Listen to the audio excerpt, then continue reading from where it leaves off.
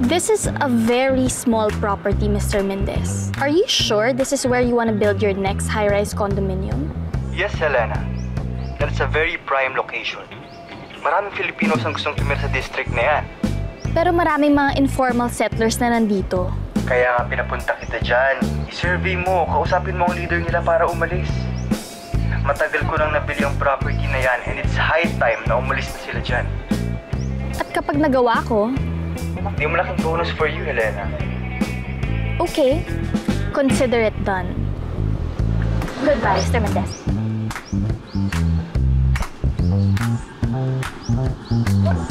Saan? Meron tayo. Ano ma'am? Di ka pa bababa? Kanina pa end right eh. Magkano ba? 430 po.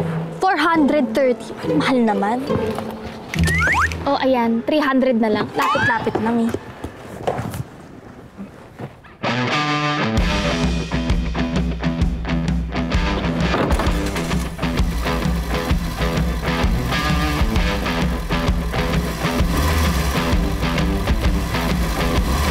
Ano ka ba naman? Saan mo dadalhin yan, ha? Ano yung pagkakaroon nyo? Wala naman yung truck ng basura ngayon, eh. Pasaway ka talaga. Ito talaga. Alam nang walang truck ngayon, eh. Excuse me? Yes po, ma'am. Ano po ang maitutulong ko? Ikaw bang leader ng barangay na to? Opo mo, ma'am. Bakit po? Nais kong ipaalam sa inyong lahat na kailangan nyo nang lisanin ang lugar na to sa mas madaling panahon. Dahil ang may-ari ng lugar na to ay si Mr. Arturo Mendez. At nakapagdesisyon na siya na magpapatayo siya ng high-rise condominium sa lugar na to. At binibigyan na lang kayo ng 1 buwan para makahanap ng malilipatan. Ha? Aba! At hindi pa rin pala siya nagsasawang magpadala ng kagaya mo para magsabi sa amin ng kung ano-ano. Ito lang ang masasabi ko, madam. At masasabi namin ng mga kasama ko dito na hindi nyo kami mapapalis dito kahit kailan. Kahit ikamatay pa namin! Excuse me! Kayong mga squatter ang umalis dito. Hindi nyo pagmamayari yung lugar na to. Sino may sabi sa'yo? Oo, amin ito at hindi kami alis dito. Ikaw ang lumayas! Layas! Layas! Tingin mo sa ano mo! Bitawan dyan! Amoy na babaho nyo! Babaho nyo! Halika kasi ililigtas kita, miss. Liligtas kita. Huwag kang mabalik! Bitawan mo ako! Manyak ka! Manyak ka!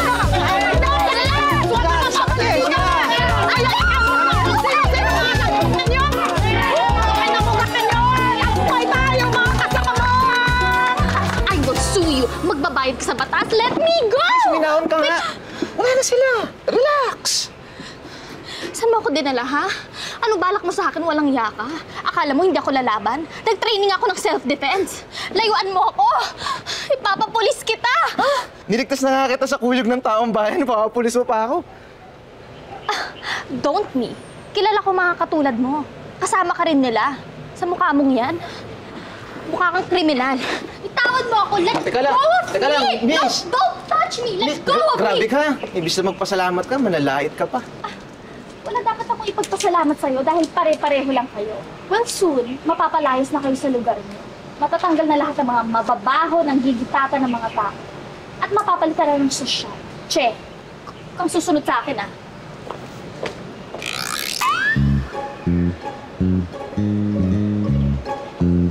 Asan yung sakayan dito? Wala kang masasakyan dito. Kung gusto mo, atid ka sa sakayan.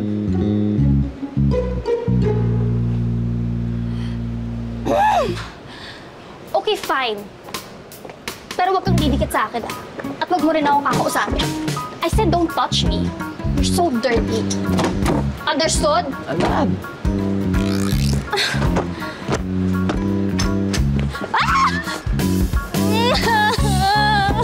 Yes, Mr. Mendez. Soon, mapapaalis na natin sila. Leave it all to me. Nice. Good job. O siya, bibigyan kita agad ng malaking bonus, ha? Treat yourself and your family. Or magwalwal ka with your friends. Nako, Mr. Mendez. I have no time for silly things. I have no friends and family. Lahat ng kinikita ko, solo ko siyang ine-enjoy. Naku, minamalas ka nga naman, oh. Sir, can I call you back? Excuse me, ulitin mo nga yung sinabi mo. Kayo po yung maarting pasahero ko kanina. Yung nanduga sa akin ng 130 pesos. How dare you? Aba, ma'am, kayo na nga itong kulang ang binayad. Mandurugas. Walang iya ka? Stop the car! Ibaba mo ako! Stop the car! Oh my gosh! Papatanggal kita sa app na to. Walang iya ka. Abusado kang driver ka. Stop the car! Stop the car! Oh my God! Stop the car! Stop it! Walang iya ka? Sisiguraduhin ko na mawawalan ka ng trabaho! Ma'am, bayad nyo! Leave!